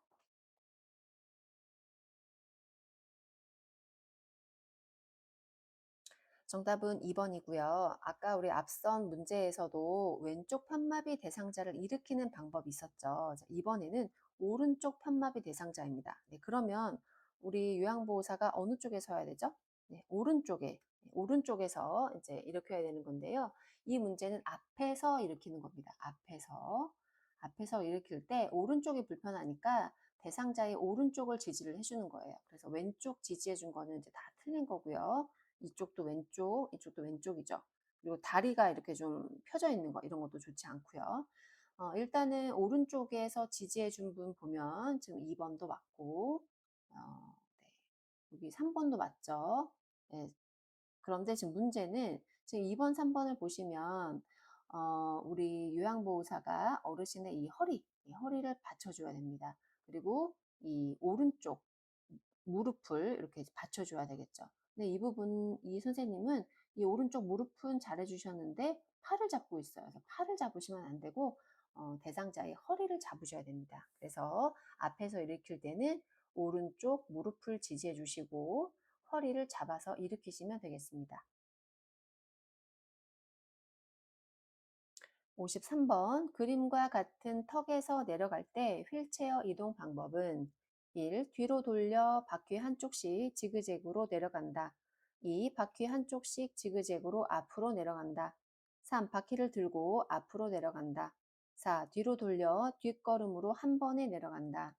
5. 뒤로 돌려 뒷바퀴를 먼저 내린 후 앞바퀴를 들어 내려간다. 네, 정답은 5번이죠. 예, 이렇게 턱이 있어요. 이렇게 턱이 있을 때는 방향을 돌리는 거죠. 예, 뒤로 돌려서 뒷바퀴 먼저 내려오고 그 다음에 앞바퀴 들어서 내려올리는 방법으로 이동하시면 되겠습니다. 여러분들 잘 따라오고 계시죠? 뒤에 나오는 문제들이 실제 시험에서 당락을 좌우하는 경우가 굉장히 많아요. 그렇기 때문에 합격을 위해서 우리 끝까지 함께 해주시기 바랍니다. 54번 그림과 같이 침대 한쪽에 누워있는 편마비 대상자를 침대 가운데로 옮기는 방법으로 옳은 것은 1. 상반신은 건강한 팔을 잡고 옮긴다. 2. 상반신은 머리와 목 아래를 지지하여 옮긴다. 3. 하반신은 엉덩이 부위와 옷을 잡고 옮긴다. 4. 하반신은 허리와 엉덩이를 지지하여 옮긴다. 5. 하반신은 다리를 잡고 옮긴다. 정답은 4번입니다. 편마비 대상자를 이제 침대 가운데로 옮기는 거죠. 옮기려고 하는 쪽에 이제 요양보호사가 섰고요. 이럴 경우에는 혼자서 옮길 경우에는 상반신 먼저 옮기고 그 다음에 하반신 옮기고 예, 그렇게 순서를 잡으셔야 됩니다. 일단 상반신은 요양보호사가 손을 어르신 이쪽 어깨 부위와 겨드랑이 부위에 넣어서 가운데로 옮기고요. 그런 다음 하반신은 이 허리 부위와 엉덩이 부위에 손을 넣어서 옮기면 되겠습니다. 그래서 맞는 것은 4번입니다. 55번 노인 장기요양보험 급여 복지연구 중 구입 품목에 해당하는 것은 1. 이동욕조 2. 목욕 리프트 3. 전동침대 4. 휠체어 5. 요실금 팬티 정답은 5번이죠. 이동 욕조, 그리고 목욕 리프트, 그리고 전동 침대, 휠체어 이거 모두 다 구입 품목이 아니라 이거는 대여 품목입니다. 대여 품목들은 주로 좀 큰 거, 예, 부피가 많이 나가는 이런 것들은 대여 품목이고요. 소모품처럼 뭐 팬티나 지팡이나 이렇게 크기가 좀 작은 거 이런 부분들이 주로 구입 품목에 해당이 됩니다. 56번 변비 대상자의 식사 관리 방법으로 옳은 것은 1. 하루 5잔 이하로 수분 섭취를 줄인다. 2. 우유나 요구르트와 같은 유제품은 제한한다. 3. 생과일 대신 과일 통조림 섭취를 권장한다. 4. 도전 과정을 많이 거친 저자녀 시기를 섭취한다. 5. 호두, 땅콩, 해바라기 씨 등 견과류 섭취를 증가시킨다. 네, 정답은 5번이죠. 변비가 있을 경우에는 물 많이 드셔야 됩니다. 그래서 하루에 5잔 이하가 아니라 오히려 물을 더 많이 드셔야 되고요. 유제품 제한하는 것이 아니라 권장하셔야 되고, 그리고 통조림보다는 생과일을 드셔야 되겠죠. 그리고 도전 과정을 많이 거치지 않은 거, 예, 뭐 현미나 어떤 통곡물 이런 것들이 훨씬 더 좋습니다. 그리고 견과류 좋죠. 57번 요양시설에서 치매 대상자의 환경적 지원을 위한 지침으로 옳은 것은 1. 대상자의 사생활보다는 시설의 규정에 따른다. 2. 개인 물품이나 사진은 소유할 수 없음을 알려준다. 3. 대상자의 교류를 위해 만남의 공간을 만들어준다. 4. 대상자가 머무르고 싶은 공간을 시설에서 지정해준다. 5. 안전을 위해 일상생활이 침상에서 모두 이루어지도록 지원한다. 정답은 3번입니다. 옳은 거 찾는 거죠. 네, 이렇게 대상자의 교류를 위해서 만남의 공간 만들어 주시면 되겠고요. 사생활 이런 것들도 보호해 주셔야 되겠죠. 그리고 개인 물품 당연히 소유할 수 있습니다. 그리고 대상자가 머무르고 싶은 공간은 본인이 직접 하실 수 있도록 도와드려야 되겠죠. 시설에서 지정해 주는 것이 아니라. 그리고 웬만하면 침상에서 생활하시는 것이 아니라 밖으로 나와서 침상 밖에서 생활할 수 있도록 지원을 해드려야 되겠습니다. 58번 대상자의 청결한 주거 환경 조성 방법으로 옳은 것은 1. 화장실 배수구에는 락스를 부어준다. 2. 침상 시트나 침구는 자기 전에 정리한다. 3. 대상자 물건의 위치는 요양보호사가 임의로 변경한다.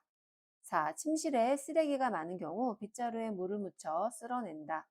5. 화장실 바닥에 물 때는 한 달에 한 번 소를 이용하여 닦는다. 정답은 4번입니다. 배수구에 락스를 직접 부으시면 안 되고요. 이제 물로 좀 희석해서 부어 주셔야 되겠죠. 그리고 침상에 있는 침구는 자고 나면 바로 정리를 해주시면 좋겠고요. 그리고 대상자의 물건은 요양보호사가 임의로 변경하시면 안 되겠죠. 대상자와 함께 바꾸셔야 되겠고요. 그리고 물때 이런 경우에는 한 달에 한 번이 아니라 일주일에 한 번 정도 잘 닦아주시면 되겠습니다. 59번 치매 대상자가 거실에서 욕을 하고 폭력을 휘두를 때 대처 방법으로 옳은 것은 1. 방 안에 들어가게 한 후 나오지 못하게 한다. 2. 주위에 위험한 물건을 치우고 진정시킨다. 3. 동료 직원들과 강제적으로 제지시킨다. 4. 폭력 행동이 멈춘 후 이유에 대해 질문한다. 5. 억제대를 사용하여 신체적으로 억압한다. 정답은 2번입니다. 폭력을 휘두른다고 해서 나오지 못하게 한다거나 제지시키거나 억압한다거나 이렇게 하시면 안 됩니다. 어, 이제 폭력이 이제 막 이루어지고 있기 때문에 일단은 주위에 위험한 물건이 있는지 이런 부분들을 치우시고 어르신을 이해한다 이런 따뜻한 마음 전달하면서 진정시키시는 게 옳은 대처 방법이 되겠습니다. 60번 치매 대상자의 식사 돕기 방법으로 옳은 것은 1. 사발보다는 접시를 이용한다. 2. 텔레비전을 켜고 식사하게 한다. 3. 여러 가지 음식을 함께 내어놓는다. 4. 식탁에 앉으면 생선 가시를 제거해 준다. 5. 묽은 음식에 사례가 걸리면 걸쭉한 음식을 제공한다. 네, 정답은 5번입니다. 우리 어르신들은 이렇게 묽은 음식을 드시게 되면 사례가 잘 걸려요. 그렇기 때문에 이제 연하곤란이 있을 때도 점도 증진제 이런 걸 좀 타서 걸쭉하게 만들어 줍니다. 그러면 목 넘김이 좋기 때문에 그렇게 해주시면 되겠고요. 이왕이면은 네, 사발이 좋겠고요. 텔레비전은 이제 끄셔야 되겠죠. 식사에 집중할 수 있게끔 해주셔야 되고요. 치매 대상자이기 때문에 여러 가지 음식을 한꺼번에 내놓으면 더 음식에 집중을 못할 수가 있습니다. 그리고 생선 가시는 미리 제거해서 식탁에 올려주셔야 되겠습니다. 61번 치매 대상자의 실금으로 인한 부양위기 단계에 있는 치매 가족 돌봄의 가장 적절한 방법은 1. 기저귀를 채우도록 권유한다. 2. 치매 증상이므로 받아들이고 수용할 수 있도록 격려한다. 3. 치매가 악화된 것이므로 치매 약의 용량을 늘리도록 한다. 4. 가족의 돌보기 어려운 단계이므로 시설 입소를 권유한다. 5. 새로운 질병이 생긴 위험 신호이므로 즉시 의료진과 상의한다. 정답은 2번이죠. 치매 대상자의 실금은 흔히 일어날 수 있는 증상입니다. 그렇기 때문에 이것을 좀 받아들일 수 있도록 격려하시고 이해시키시는 게 좋습니다. 실금했다고 해서 바로 기저귀를 채운다거나 시설로 입소를 권유한다거나 치매약을 늘린다거나 그렇게 하는 것은 적절하지 않은 방법입니다. 62번 치매 대상자의 안전한 환경 조성을 위한 방법으로 옳은 것은 1. 과일 모양의 자석을 냉장고에 부착시켜 놓는다. 2. 온수가 나오는 수도꼭지는 빨간색으로 표시한다. 3. 욕실 세제는 세면대 위에 둔다. 4. 약을 쉽게 찾을 수 있도록 눈에 띄는 곳에 보관한다. 5. 유리로 된 물건은 대상자가 쉽게 닿을 수 있는 곳에 보관한다. 정답은 2번이죠. 안전한 환경인데요. 과일 모양의 자석, 이것을 냉장고에 붙여 놓으시면 우리 치매 어르신들은 진짜 과일인 줄 알고 드실 수가 있습니다. 조심하셔야 되고요. 온수니까 이제 빨간색으로 표시 잘 해주셨고요. 세제 이런 것들은 세면대 위에 두시면 또 드실 수도 있고 하기 때문에 좋지 않습니다. 그리고 약 이런 부분들도 우리 치매 어르신들 한꺼번에 약 많이 드실 수 있기 때문에 눈에 띄지 않는 곳에 보관하셔야 되고 유리도 위험할 수 있으니까 쉽게 닿지 않는 곳에다가 보관을 하시면 되겠습니다. 63번 치매 대상자가 쓰레기를 모아 서랍에 감추는 행동을 반복할 때 대처 방법으로 옳은 것은 1. 행동이 멈출 때까지 기다린다. 2. 쓰레기는 비위생적이라고 설명한다. 3. 쓰레기 봉투를 사러 가자며 함께 나간다. 4. 쓰레기를 모아서 어디에 쓰려는지 물어본다. 5. 다른 대상자 앞에서 서랍을 열어 보이며 행동을 지적한다. 네, 정답은 3번이죠. 쓰레기를 자꾸 모으는 이런 행동들, 우리 어르신들 있을 수가 있습니다. 이런 행동을 자꾸 반복할 때는 어르신이 관심을 다른 곳으로, 쓰레기가 아닌 다른 곳에 관심을 가질 수 있도록 관심을 다른 곳으로 유도를 해주시면 되겠습니다. 그래서 3번처럼 하시면 됩니다. 64번 치매 대상자가 갑자기 흥분하여 요양보호사를 꼬집고 주먹으로 치려고 할 때 대처 방법은 1. 일을 그만두겠다고 경고한다. 2. 중단하라고 큰 소리로 지시한다. 3. 신체적 구속을 통해 행동을 멈추게 한다. 5. 흥분한 이유가 무엇인지 물어본다. 5. 치매 대상자가 흥분되어 있음을 이해한다는 표현을 한다. 네, 정답은 5번입니다. 우리 앞에서도 치매 대상자의 어떤 폭력적인 행동, 욕설 이런 것들 나왔는데요. 이럴 때는 경고한다던가 지시한다던가 멈추게 한다던가 신체 구속을 한다던가 왜 그랬는지 물어본다던가 이런 것들은 다 좋지 않은 방법이고요. 지금 흥분해 있기 때문에 어르신이 왜 흥분했는지 내가 잘 이해하고 있다. 이렇게 공감해주고 위로해주고 이런 표현을 하셔야 적절한 대처 방법이 되겠습니다. 65번 치매 대상자가 사람들 앞에서 성기를 노출시켰을 때 대처 방법은 1. 옷을 당장 입으세요. 2. 말없이 바지를 입혀준다. 3. 바지 갈아입혀 드릴까요? 4. 감기 들어요. 바지 입으세요. 5. 벌과 상을 적절히 사용하여 타이른다. 정답은 2번입니다. 지금 이제 치매 대상자 관련된 문제가 계속 나오고 있죠. 이 문제는 굉장히 많은 실기 파트에서 영역을 차지하는 부분입니다. 그래서 문제 행동과 대처 방법 잘 익히셔야 하겠는데요. 이렇게 성기를 노출시키거나 옷을 벗는다거나 이런 행동이 있었을 때는 조용히 바지를 입혀주시면 되겠습니다. 혹시나 이제 어떤 대소변을 보고 싶은 욕구가 있는지 그런 것들도 확인하는 것도 하나의 방법이고요. 벌과 상을 적절히 사용하는 것도 좋습니다. 그렇지만 타이른다 이런 것은 좋지가 않습니다. 66번 다음 상황에서 요양보호사가 적절하게 반응한 것은 대상자가 막대기를 들고 휘두르며 저리 가라고 소리친다.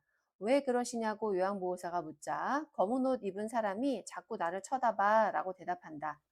1. 왜 찾아왔는지 생각해 보라고 말한다. 2. 아무도 없는데 무엇이 보이냐며 정신 차리라고 한다. 3. 다시 찾아오지 않게 하려면 어떻게 해야 되는지 물어본다. 4. 조명을 어둡게 해서 아무것도 보이지 않는 환경을 조성해 준다. 5. 감정을 수용하며 인정해 주고 대상자가 좋아하는 간식을 먹자고 한다. 네, 정답은 5번입니다. 지금 여기도 이제 어르신께서 보이지 않는 그런 어떤 것들을 보시면서 검은 옷 입은 사람이 자꾸 쳐다본다 이렇게 하죠. 이럴 경우에 "그런 사람은 없다. 정신 차리라." 뭐 이런 얘기들은 네, 설명하고 물어보고 이런 것들은 좋지 않은 방법이죠. 앞에도 계속 나왔던 것처럼 감정, 어르신이 지금 무서워하고 하는 부분들을 인정해 주고 관심을 다른 곳으로 돌릴 수 있도록 좋아하는 간식을 먹자고 하시는 방법으로 대처하시면 되겠습니다. 67번 치매 대상자의 음식 섭취를 돕는 방법으로 옳은 것은 1. 특정 음식을 좋아하면 계속 그 음식을 준다. 2. 배고픔을 호소할 때마다 음식을 충분히 준다. 3. 손잡이가 작고 가벼운 숟가락을 사용하게 한다. 4. 배회 증상이 있는 대상자는 섭취 열량을 줄인다. 5. 치매 말기에는 갈거나 으깬 걸쭉한 음식을 준다. 정답은 5번입니다. 이 문제도 이제 치매 대상자에 대한 문제인데요. 특정 음식만 계속 드리면 안 되겠죠. 이제 골고루 드셔야 되고요. 배고픔을 호소할 때마다 주는 것도 좋지 않죠. 하루에 3끼 규칙적으로 예, 드시는 게 좋겠고요. 숟가락은 가벼운 숟가락이 아니라 약간 묵직한 숟가락이 좋습니다. 그래서 손에 이렇게 쥐고 있다라는 그런 느낌이 들 수 있게끔 약간은 묵직한 숟가락이 좋고요. 배회 증상이 있으면 조금 더 예, 드셔야 되겠죠. 식사량 늘리셔야 되고 치매 말기에는 잘 드실 수 없기 때문에 이렇게 잘게 예, 으깬 그런 음식으로 섭취를 도우시면 되겠습니다. 68번 치매 중기 대상자와 의사소통하는 방법으로 옳은 것은 1. 길고 복잡한 문장으로 이야기한다. 2. 대상자에게 친숙한 물건을 활용한다. 3. 대화 주제를 바꾸어 가며 이야기한다. 4. 대상자의 행동을 개인적인 의미로 받아들인다. 5. 그 혹은 그 사람과 같은 불특정 인칭 대명사를 사용한다. 네, 정답은 2번이죠. 지금 치매 중기이기 때문에 의사소통이 그렇게 원활하진 않습니다. 그래서 이렇게 친숙한 그런 물건들을 활용해서 함께 소통하시는 게 좋은 방법이 되겠습니다. 69번 다음 상황에서 요양보호사가 적절하게 반응한 것은 시설 치매 대상자가 낮잠을 자다가 깨서 이 방에 있는 사람 다 나가! 라고 화를 내며 고함을 친다. 1. 함께 밖으로 나가 바람을 쐰다. 2. 나쁜 꿈을 꾸었는지 물어본다. 3. 집단 프로그램에 참여하게 한다. 4. 다른 대상자들에게 사과하게 한다. 5. 방에 있는 대상자들을 다른 방으로 이동시킨다. 네, 정답은 1번이죠. 유사한 문제들이 이제 계속 나오고 있는데요. 이렇게 관심을 좀 다른 곳으로 돌릴 수 있도록 밖에 나가서 바람을 쐴 수 있도록 해 주시는 게 좋겠습니다. 70번 석양증후군이 있는 치매 대상자를 돕는 방법으로 옳은 것은 1. 혼자 조용한 시간을 갖게 한다. 2. 해가 질 무렵 잠을 자게 한다. 3. 조명을 어둡게 하여 마음을 안정시킨다. 4. 해가 질 무렵 좋아하는 활동을 함께 한다. 5. 증상을 보이면 즉시 신체적 제재를 가한다. 정답은 4번입니다. 석양증후군 해가 질 무렵이 되면 이렇게 어르신이 여러 가지 문제 행동이나 이런 것들이 나타나는 그런 증후군을 말하는데요. 요럴 때는 해가 질 무렵에 예, 그때 어르신이 좋아하는 활동을 해서 해가 지고 있다 이런 것들을 못 느끼게 하는 거죠. 그래서 관심을 좋아하는 활동을 하면서 거기에 쏟도록 해 주시는 것이 좋습니다. 혼자 있게 하는 거 오히려 좋지 않고요. 조명을 어둡게 하는 것도 좋지 않습니다. 71번 중증 인지기능장애 대상자의 기분을 전환하고 스트레스를 해소할 수 있는 인지 자극 훈련 활동은 1. 물건값 계산하기 2. 탬버린 연주하기 3. 특정 글자 고르기 4. 뇌건강 일기 쓰기 5. 빈칸에 낱말 채우기. 정답은 2번입니다. 네, 기분 전환. 그리고 스트레스 해소 네 이런 거. 네 탬버린 치고 나면은 스트레스 해소도 되고 좋잖아요. 신나니까 기분도 전환되고. 예 그래서 정답은 탬버린 연주하기입니다. 72번 상대방이 하는 말을 상대방의 관점에서 이해하고 감정을 느끼며 자신이 느낀 바를 전달하는 의사소통 방법은 1. 경청, 2. 공감, 3. 침묵, 4. 말하기, 5. 라포 형성. 네, 정답은 공감이죠. 공감이 바로 상대방의 관점에서 일단 내가 이해를 하는 거예요. 내 입장에서 이해하는 것이 아니라 상대방의 입장에서 이제 이해하고 그 다음에 내가 느낀 바를 다시 예, 전달하는 그런 방법은 공감이 되겠습니다. 경청은 잘 들어주는 거고요. 침묵은 이 대화 중에 잠깐 침묵함으로써 서로의 생각을 정리할 수 있는 시간을 갖는 거고, 예, 말하기는 역시 말하는 거고, 라포 형성은 신뢰관계 형성이 되겠습니다. 73번 다음 중 효과적인 말하기를 방해하는 경우는 1. 의사 전달을 분명하게 한다. 2. 자신의 감정에 솔직해진다. 3. 편안하고 이완된 자세를 취한다. 4. 자신은 완벽한 사람이라고 생각한다. 5. 상대방을 감정적으로 공격하지 않는다. 정답은 4번이죠. 효과적으로 말을 해야 되는데 그거를 방해하는 경우래요. 지금 1번, 2번, 3번, 5번은 효과적으로 잘 말한 거죠. 근데 4번은 효과적으로 말을 할 때 방해하는 네, 그런 상황이 되겠습니다. 74번 처음 입소한 시각장애 대상자에게 편의시설에 대해 설명하는 방법으로 옳은 것은 1. 대상자 뒤쪽에서 설명한다. 2. 대상자가 아는 물건만 설명한다. 3. 사물의 위치를 시계 방향으로 설명한다. 4. 대상자를 만나면 어깨를 두드린 후 말을 건넨다. 5. 유황보호사를 중심으로 오른쪽, 왼쪽을 설명한다. 옳은 것은 3번이죠. 시각장애 대상자입니다. 시각장애 대상자니까 잘 안 보이죠. 이럴 경우에는 사물의 위치를 시계 방향으로 설명하시면 되겠습니다. 대상자 앞쪽에서 설명하셔야 되겠고요. 그리고 대상자가 아는 거, 모르는 거 다 설명하셔야 되고요. 대상자를 만나면 어깨를 먼저 두드리는 것이 아니라 안 보이기 때문에 먼저 말을 걸어야 됩니다. 안녕하세요 라고 말을 한 후에 그 다음에 대화를 이어가셔야 됩니다. 어깨를 먼저 두드리면 깜짝 놀라게 되죠. 그리고 요양보호사 중심이 아니라 대상자를 중심으로 오른쪽, 왼쪽으로 설명하시면 되겠습니다. 75번 다음 중 언어적 의사소통 중 음성에 해당하는 것은 1. 억양, 2. 자세, 3. 표정, 4. 옷차림, 5. 말의 내용. 네, 정답은 네, 1번입니다.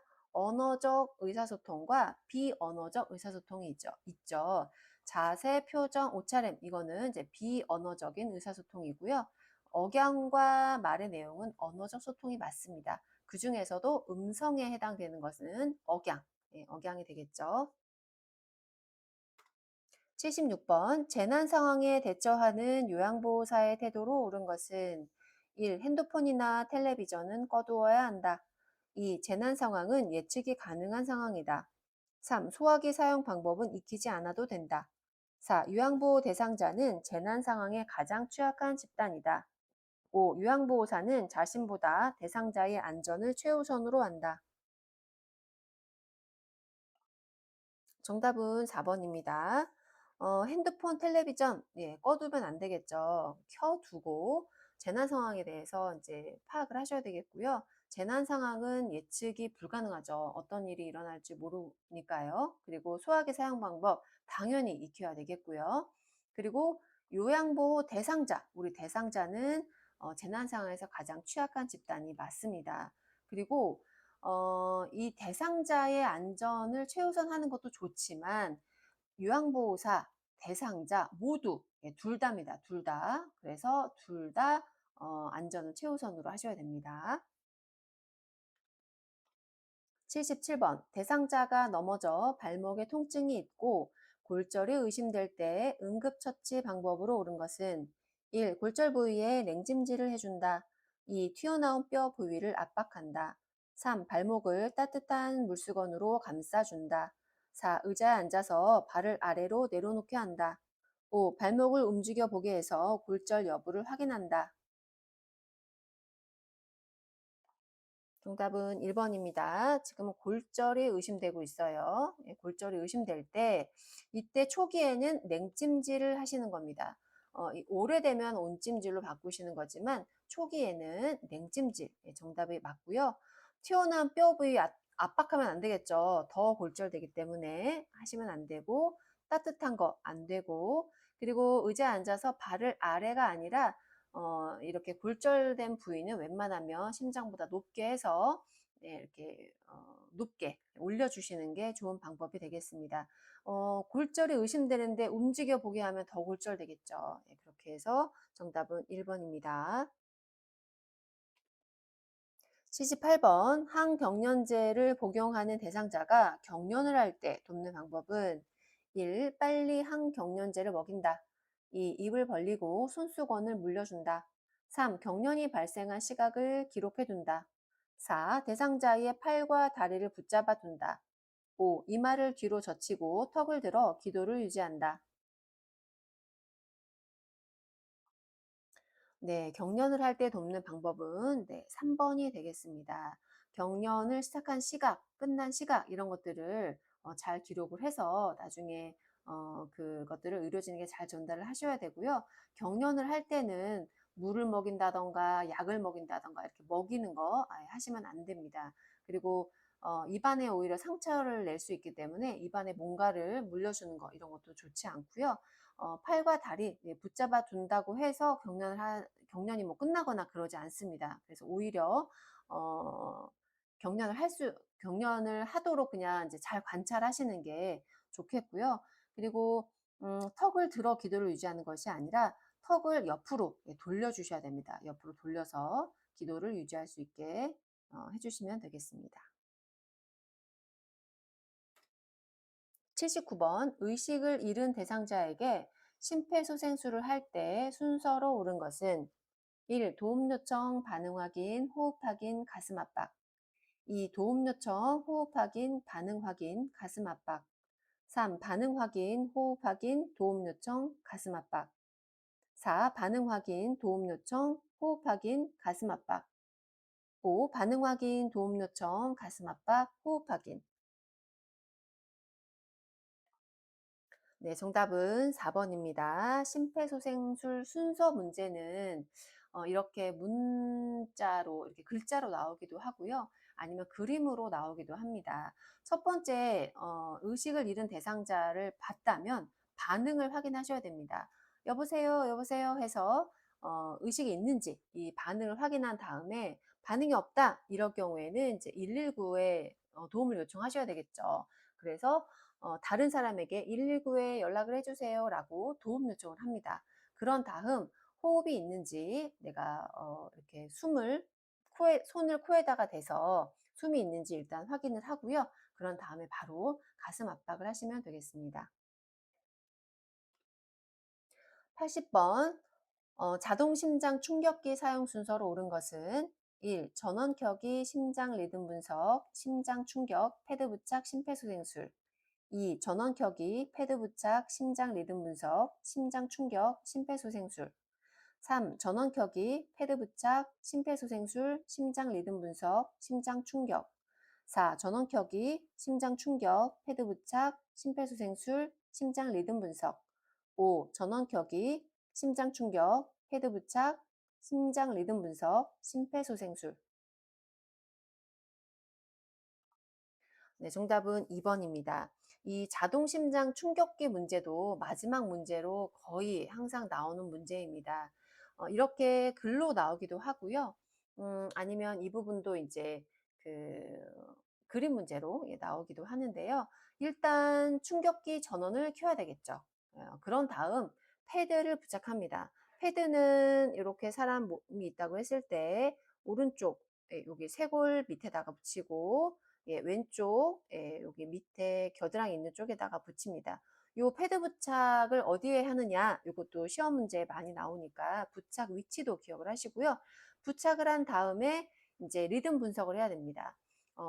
리듬 분석할 때는 이제 떨어져서 심장 리듬 분석하는 걸 본 다음에, 그 다음에 리듬 분석이 딱 끝났다라는 말이 나오면 바로 심장 충격을 하게 됩니다. 그런 다음 심폐소생술을 이어가게 됩니다. 오늘도 수고 많으셨습니다. 요양보호사 시험 요양쌤과 함께라면 가능합니다. 도움이 되셨다면 구독과 좋아요 부탁드려요.